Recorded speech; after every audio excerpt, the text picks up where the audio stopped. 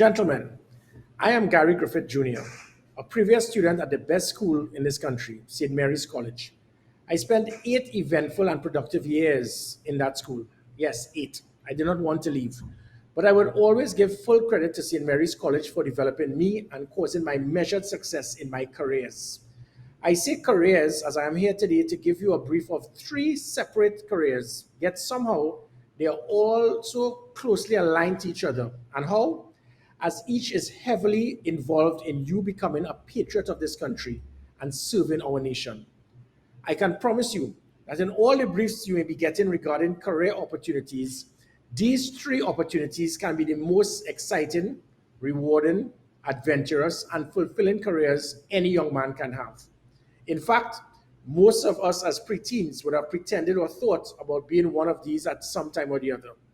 The first is being enlisted in the Trinidad and Tobago Defense Force. This first career that I speak about involves the opportunity that you all have, which is serving our country in the military via enlisting into the Trinidad and Tobago Defense Force. I served as a commissioned officer of the TTDF in the Army, retiring at the rank of captain after 17 years service. You can be recruited into any of the 3 specific arms: Army, Coast Guard, and Air Guard. It is what may best suit you and which field you believe can best serve you. And if and when you decide to resign from the Defense Force to move on to other things, you can utilize the training and experience of these arms to build your capacity for your next step in another career, which is what I did. An example, if you decide to join the Army in Trinidad and Tobago, you can move on to being involved in the security industry, where there are several options. Or if you go into the Coast Guard, you can then move on to become involved in the maritime industry, including being a ship officer or ship engineer, or other parts of the maritime industry, such as shipyards, as maritime inspectors, etc. Then there's the Air Guard, if you want to specialize in a variety of options on departure from that arm of the TTDF, from being a pilot with Caribbean Airlines, as several have done, or various employment opportunities in the helicopter industry in avionics, specialist turbine engineers, or mechanics. Or you may want to serve in the military as your full career and then retire early in comparison to others in other fields who retire at 60 years. However, in the Trinidad and Tobago Defense Force, the retirement age on most occasions is between 47 to 50 years, and that's for the vast majority of personnel who serve. The qualification for this career, you must be between 18 to 24 years. There are 2 options. You have the other rank, where you start from the most junior rank as a recruit, and then you move on to private or ordinary seaman, and then gradual promotion to lance corporal, corporal, sergeant, staff sergeant, sergeant major, all the way to first sergeant major or the equivalent naval rank. The basic requirement is 3 CXC subjects, including math and English. For the Coast Guard as a writer, it's 5 CXC subjects and possibly a technical certificate. Now, to be a commissioned officer, which is the direction I took, you start as an officer cadet, then you can be increased in rank to second lieutenant, lieutenant, captain, major, lieutenant colonel, colonel, and then general. The requirement here as a commissioned officer is 5 CXC subjects and 2 CAPE or COSTAT diploma or degree. The competition for this, however, is fierce. When I applied for the position as a commissioned officer to get into the rank of being a second lieutenant or sub-lieutenant, there were over 3,000 applicants. And of that 3,000, they selected the best 5. 3 of us going to the Royal Military Academy, Sandhurst, and 2 going into the Naval Academy, Dartmouth, in the United Kingdom. Now, most young men think of being in the Army or Navy, especially when you watch all these action films. But those are actors. Being in the military, you are the real deal. It is deemed as the most noble of all professions, as you are prepared to sacrifice your life for your country. It also enhances the character traits needed for all boys to become successful young men, from teamwork, discipline, punctuality, leadership, knowing how to serve, to lead, sacrifice, tactics, strategy, loyalty, and above all, patriotism. It is because of these character traits that it is not by chance that 31 of the 45 US presidents had military service, ranging from the rank of private to general. It is also a career heavily respected in many countries. Example, no other career gives the clearance for members of the armed forces, past or present, to have first access to entering a commercial aircraft, as you will see when you go to the United States. Unfortunately, we do not get similar recognition in our country as we should, which is based on many of our citizens' lack of understanding of the military, which I intend to change. As for my career in the military, it built my platform to other achievements. Finally, what to expect in the military? It is indeed a career for those who cannot handle being behind a desk from 8 to 4, especially if you're into physical activities. I was certainly one of those. I graduated at that, what is deemed as the best military academy in the world, Sandhurst. And in that 1 year training, I was heavily involved in fitness training, competitions, sport, shooting, drill, which is marching, map reading, combat training, and preparing for war, but also classroom training to assist in developing how to lead, and also, just as important, how to serve. So yes, it prepares you for battle, and I experienced that in the United Kingdom in exercises and operations to defend the UK against the IRA at the time, and also returning home to be the youngest officer to serve our country during that 1990 attempted coup. But being in the military is not just about war. I was also assigned to the UN peacekeeping mission in Haiti for 6 months, where I was responsible for administration, logistics, finance for 300 CARICOM troops to preserve peace and democracy, and returning home as the first citizen with a UN peacekeeping medal. Other posts that I held and which you can also acquire, I did special forces training, being a platoon commander and being in command of 30 plus men, being the head of the Trinidad and Tobago Defense Force Intelligence Unit, second in command of a company comprising over 100 troops, commanding officer of Defense Force Headquarters, detachment commander, second in command of the Engineer Battalion, military attaché to a president, military attaché to a prime minister. I left after 17 years of service, as I said, to get into another career.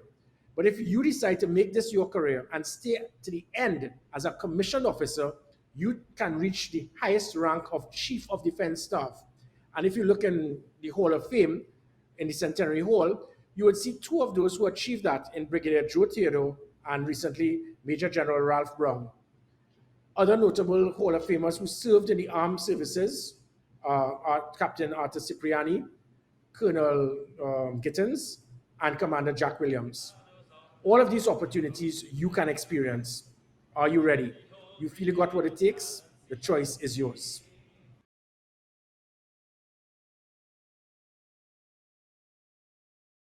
Hi guys, I'm Paul Daniel Nahus, CIC graduate, Form 5 class of 05, Form 6 class of 07. Very pleased to be here to speak to you guys about what I do for a living as part of your Career Week program. So I am a security and law enforcement consultant, and I'm also a subject matter expert on combat, on firearm combat and firearm weapons and technology. So how did I get involved in this type of field, what I do, that type of stuff I'll be going over with you. Guess I started off as a cadet in CIC, and from there, after graduating, did modern studies, loved it in Form 6, went on to do law and political science, and I would say I got up my bill board with that very shortly, became very interested in the criminology aspect of the political science and in criminal law and so on. So I ended up going to the US to study as a counterterrorism officer. I got certified as a counterterrorism officer, then got involved in tactical training, pistols, shotguns, rifles, all that sort of nice stuff. From there, did my degree in criminal justice.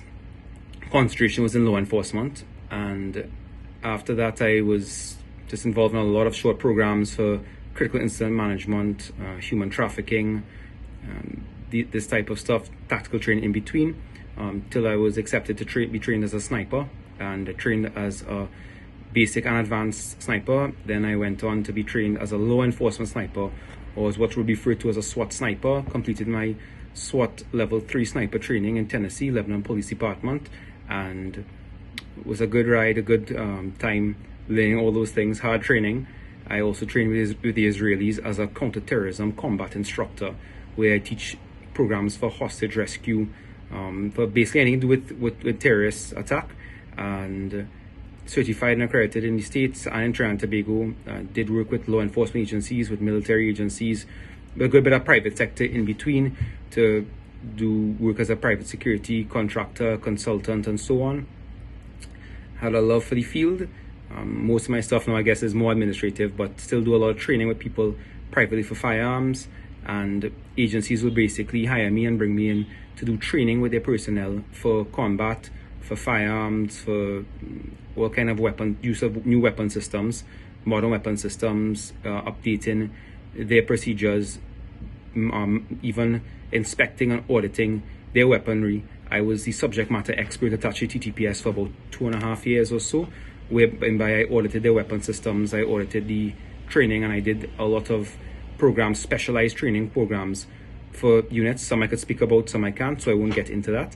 In terms of training internationally as well, I do go to different parts of the world to train personnel, again, law enforcement, military, in some cases civilians, in different types of combat. I guess to get into this field, you just have to know what you want to do. However, at the same time, don't be afraid to explore different options and so on.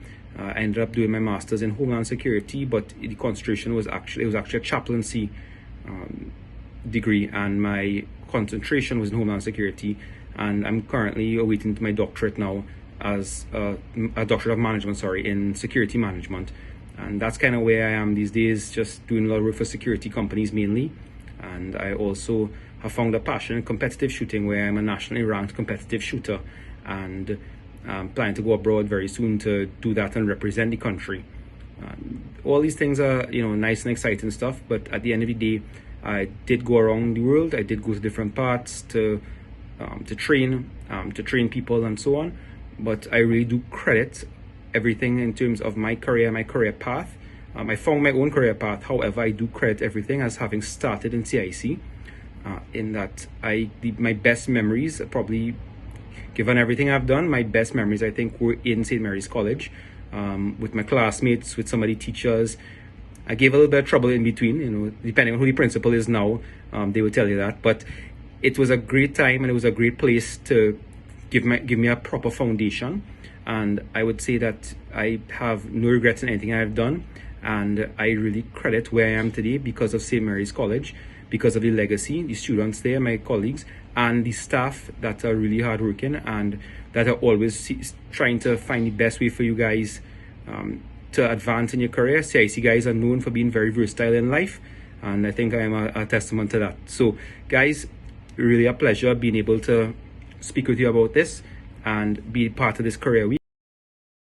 The third career choice I present to you, and of which most of you may know me from when I served as Commissioner of Police, is that of serving as a member of the Trinidad and Tobago Police Service as a police officer. And just as I mentioned regarding the option to be in the military, it is also indeed a noble profession, as you are prepared to give your life for your country. Thankfully, in the last few years, few had to make that ultimate sacrifice, as the training and equipment they received minimized such an eventuality. There are many areas of expertise that you can choose as a police officer. It is more than just conducting patrols, giving out tickets, and having roadblocks. Police officers are in a variety of units and departments, varying from elite tactical units, being the front line to deal with conflict, or IT, or intelligence units, dealing with gender-based violence, human trafficking, white-collar crime unit, cybersecurity, working in the training academy, dealing with forensics, the special branch, which equates with duties you see with the Secret Service in the US, and departments dealing with welfare, finance, logistics, administration, legal department, communication unit, court and process branch, highway patrol, E999, just to name a few. Now, there are 9 divisions comprising over 7,000 officers. To apply, you will need 5 CXC passes. Then you undergo a 6-month recruit training program at the Police Academy, where you are trained in a variety of courses to have you best prepared to go out there to protect and serve with pride. As the previous Commissioner of Police, I did my best to transform the Trinidad and Tobago Police Service, and it lifted morale and motivation of those under my command. It also lifted the public perception and confidence in the TTPS. And just like the military and political careers that I mentioned earlier, we also, for this career, need fresh blood to continue in this transformation process, as this career is one of the most critical in the development of systems to ensure a proper democracy exists in our country. A professional police service comprising professional police officers play a big part in providing citizens with their fundamental right to safety and security. Again, in the CIC Hall of Fame, we have a previous CIC past student that attained the highest rank, that being Commissioner of Police, namely Luis Jim Rodriguez. So in the CIC Hall of Fame, we have previous senior officers from the TTDF, or those who were previous senior ministers in government, and or previous commissioners of police. I held all three positions, and probably one day I may actually be on that Hall of Fame. But you can select any of these three careers that I have presented, and you decide how far you want to go. All three can be of utmost value to you in your development and also in the development of your country.